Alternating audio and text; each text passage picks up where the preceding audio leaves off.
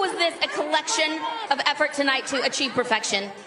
Before I do anything, I gotta give honor to the Most High God for allowing us to be back at the same place in which we had sad tears. And I just want you to know that the God I serve,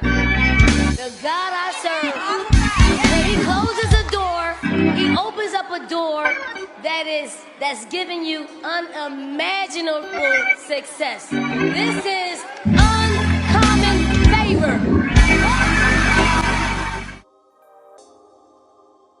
Dan Zakrzewski, Outkick coach, you just talked about, what a massive weekend this is, obviously, for women's basketball, women's sports in general. One of the major issues facing women's sports right now is the discussion topic about the inclusion of transgender athletes, biological males, in women's sports. I was wondering if you would tell me your position on that issue. Damn, you got deep on me, didn't you?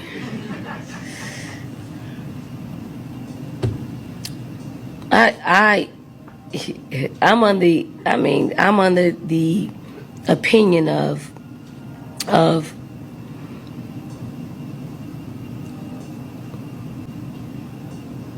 if you're a woman, you should play. If you consider yourself a woman and you want to play sports or vice versa, you should be able to play. So I wasn't going to respond on this, but I thought, no, it needs to be said. Or how the old folks would say, this needs to be said.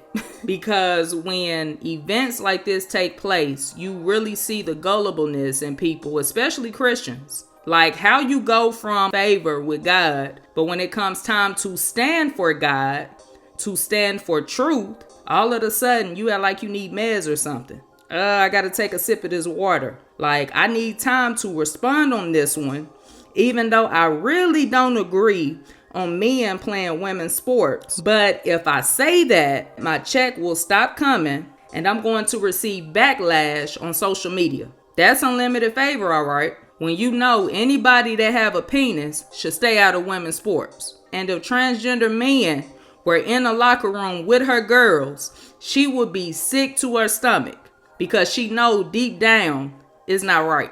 That's what you call selling out. When you love your bank account more than you love the truth.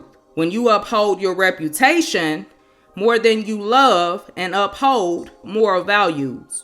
Many Christians were happy and they shared the first part of her video, but failed to share Coach Staley's views on transgenders in women's sports. They were excited and hyped up because she mentioned God when it was nothing but lip service. These are the same Christians that dodge any controversial topics they know are likely to bring smoke their way. I believe it's also important to mention that when you are truly blessed by God, when you are truly favored, you don't measure success by how the world defines it. You know that true success is being able to stand on the word of God regardless of the consequences. That's winning. When you don't have to trade your integrity for nothing, that even if the checks stop, you know that the same God that brought food through a raven will provide every step of the way. You see, because your hope doesn't come from this world. And so what she did is what I would like to call self-preservation. Something that Jesus warned about doing. He said in Matthew 16:23, for whoever would save his life will lose it, but whoever loses his life for my sake will find it. Matthew 10:33, whoever rejects me before men, I will also deny before my Father who is in heaven. How did she reject him before man? By rejecting the truth. But it's interesting, many Christian journalists left that part out. No, they just clipped the part that sounded good. They clipped the lip service. But all in all I'm saying is, this simply goes to show that many acknowledge God until it's time to take the hits for him. Very few will actually take the hits for him. But that's enough of my thoughts. Drop you all's thoughts below.